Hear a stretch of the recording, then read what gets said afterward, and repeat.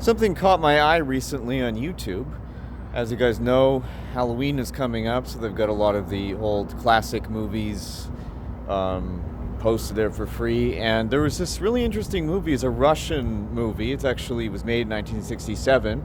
It's based on a novel by Nikolai Gogol, and the movie is called V, which means evil spirit.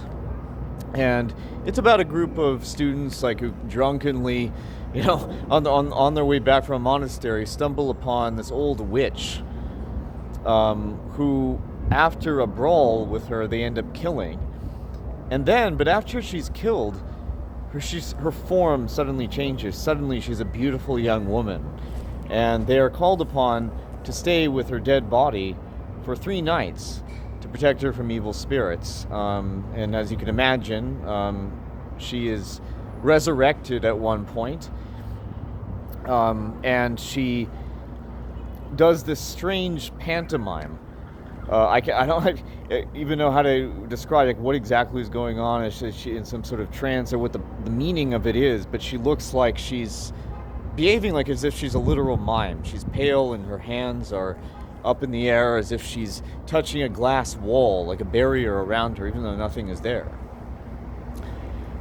And I just gotta say, I think, I would say this really marks the difference for me between American horror movies and European horror movies for a few really significant reasons that really that haunt me, particularly about the classics, which is that they have a way of sort of, I think, romanticizing or making dark subject matter, I think, seem beautiful.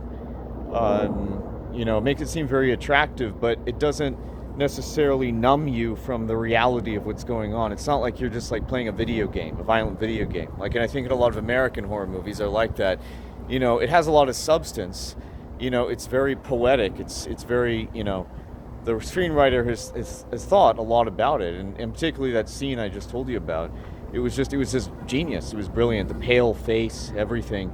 But you still feel like there's kind of a wall between yourself and when the character is going through. It's sort of this furnish, this sort of veneer of a kind of an understanding of something much higher. Something that's not only beautiful, but I think that has it's really its own touch.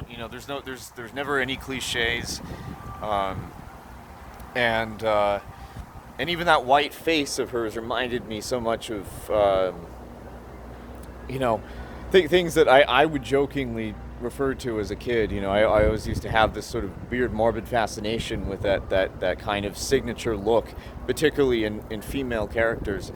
And so I would highly recommend this movie.